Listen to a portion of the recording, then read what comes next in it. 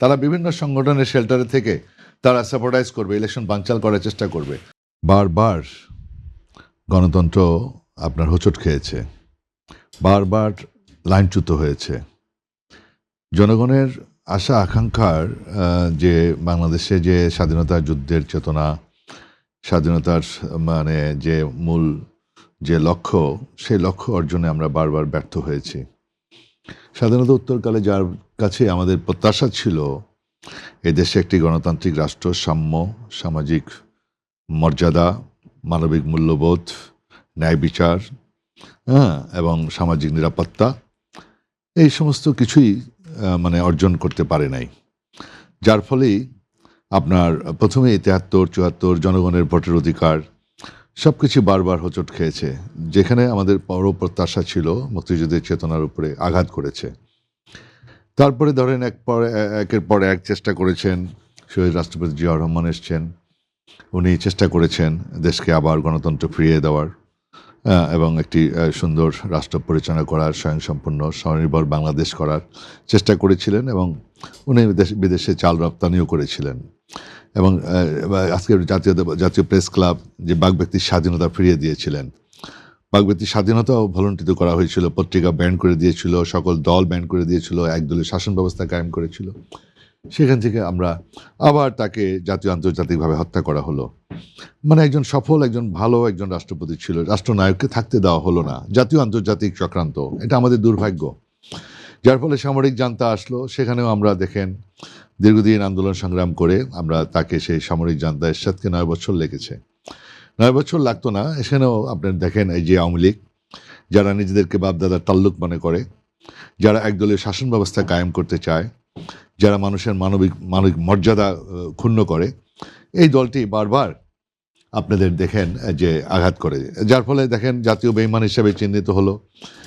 এর সাথে হাত মিলালো, 86 নির্বাচনে পাড়ি জমালো, সেই নির্বাচনে গিয়ে জাতীয় বেঈমান হিসাবে, আত্মস্বীকৃত জাতীয় বেঈমান হিসাবে চিহ্নিত হলো। চিটাগাং লালদিঘির ময়দানে 86 বলেছিল যে যারা শহীদের রক্তের সাথে বেঈমানি করবে তারা জাতীয় বেঈমান হিসাবে চিহ্নিত হবে।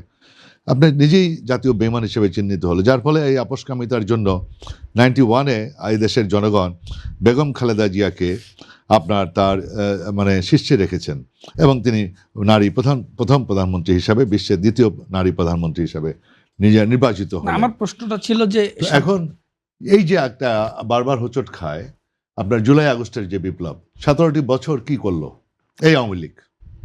এই দেশকে কোথায় নিয়ে গেল? ভোটের অধিকার কেড়ে নিল, আইনের শাসন, এক্সট্রা জুডিশিয়াল অ্যাক্টিভিটিস, আপনি কোন সেক্টর আপনি দেখবেন, সব সেক্টর ধ্বংস করে দিল। যার ফলে একটা গণ অভ্যুত্থান, আবার যে জুলাই আগস্টে যে আন্দোলনটা আমাদের ছাত্ররা করলো, ছাত্ররাই অতীতে সকল আন্দোলনের নেতৃত্ব দিয়েছে।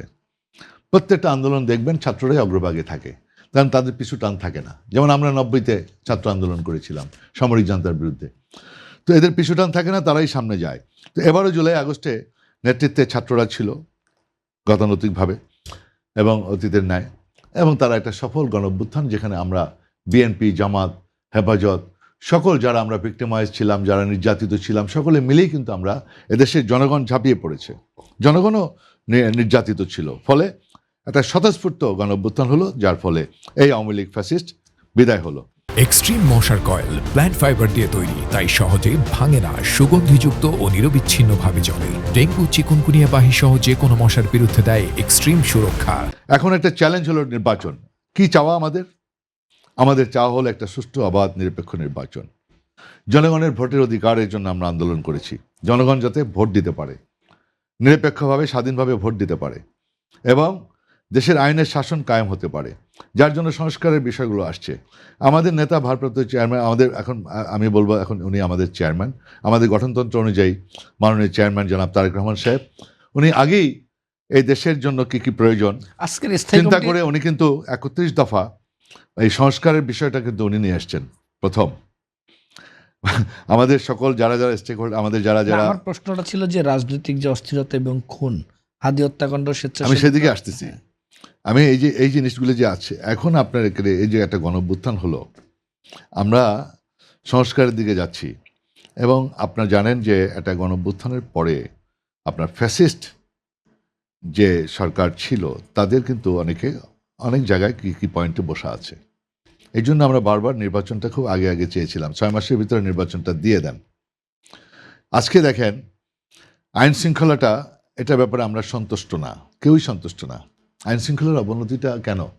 আমরা বারবার বলেছি যে অস্ত্রগুলি উদ্ধার করেন। জুলাই আগস্টের পরে যে অস্ত্রগুলো লুট হলো, সে অস্ত্র কেন উদ্ধার হলো না? এই অস্ত্রগুলো উদ্ধার করার দায়িত্ব ছিল সরকারের, সরকার সেগুলো করতে পারছে না। ফলে আওয়ামী লীগ বসে আছে নির্বাচন বানচাল করার। নির্বাচনের রোডম্যাপ, নির্বাচনের তফসিল ঘোষণা করা হয়েছে এবং নির্বাচনটা হওয়া খুবই জরুরি দেশের স্বার্থে, গণতন্ত্রের স্বার্থে, অর্থনৈতিক মুক্তির জন্য। দেশের স্টেবল পজিশন না আসলে পরে দেশের অর্থনৈতিক মুক্তি আসবে না, বিনিয়োগ হবে না, বিদেশি বিনিয়োগ হবে না, দেশি বিনিয়োগ হবে না, অর্থনৈতিক চাকা ঘুরবে না। এবং একটা এস্টাবলিশ গভর্নমেন্টকে পৃথিবীর সকল দেশ অনার করে, রেসপেক্ট করে, ইলেক্টেড গভর্নমেন্ট। এই জন্য নির্বাচনটা হওয়া খুব জরুরি। এই নির্বাচনটাকে বানচাল করার জন্য কারা কারা চেষ্টা করতেছে আপনি দেখেন। আওয়ামী লীগ চায় না নির্বাচনটা হোক। আওয়ামী লীগ একটা রাজনৈতিক দল, জানেন ফ্যাসিস্ট। তারা বসে বসে টাকা পয়সা লুটপাট করে তারা নির্বাচনটা বানচাল করার জন্য বিভিন্ন রকমের, তাদের কিছু কিছু মাস্তান বাহিনী তো রয়ে গেছে, তারা বিভিন্ন সংগঠনের শেল্টারে থেকে তারা সাপোর্টাইজ করবে, ইলেকশন বানচাল করার চেষ্টা করবে। তারা অলরেডি ডিভাইসের মাধ্যমে, মিডিয়ার মাধ্যমে, সোশ্যাল মিডিয়াতে তারা বলছে যে ইলেকশন হতে দেওয়া যাবে না, আওয়ামী লীগরা ছাড়া কীভাবে ইলেকশন হয়। এই সমস্ত হুমকি দামকি কিন্তু চলতেছে। এই জন্য আমাদের যারা ফ্যাসিবাদ বিরোধী যারা আমরা ছিলাম, আমাদের সকলকে দায়িত্বশীল হতে হবে। শুধুমাত্র সরকার, আপনার রাষ্ট্র নির্বাচন কমিশন একার পক্ষে সুষ্ঠু নির্বাচন ওঠানো সম্ভব না। রাজনৈতিক দলেরও সহনশীল হতে হবে, একে অপরের উপরে কটাক্ষ না করে। একে অপরকে, যেহেতু আমরা একসাথে আন্দোলন করেছি, একসাথে আমরা ফ্যাসিবাদকে তাড়িয়েছি, এখন আমরা যারা আছি সকলে মিলে, আমার নেতা, আমাদের চেয়ারম্যান মহোদয় জনাব তারেক রহমান সাহেব বারবার বলেছে, আমরা যারা সরকার বিরোধী আন্দোলন করেছি, ফ্যাসিবাদ বিরোধী আন্দোলন করেছি, সবাইকে নিয়ে আমরা রাষ্ট্র পরিচালনা করতে চাই। এনাফ ইজ এনাফ, অনেক হয়েছে, এখন আমরা দেশকে সামনের দিকে নিয়ে যেতে চাই। তো দেশকে সামনের দিকে আমাদেরকে নিতে হবে, এখন কনসেন্ট্রেট করতে হবে, এখন হটকারিতা না, এখানে কেউ কাউকে আন্ডারমাইন না করা। এখানে যেমন যারা যারা ফ্যাসিবাদ বিরোধী ছিলাম, ছোট বড় কাউকে আন্ডারমাইন না করে সবাইকে নিয়ে এগিয়ে যেতে হবে। এখানে কেউ কাউকে যেন আন্ডারমাইন না করি, কেউ কাউকে কটাক্ষ না করি।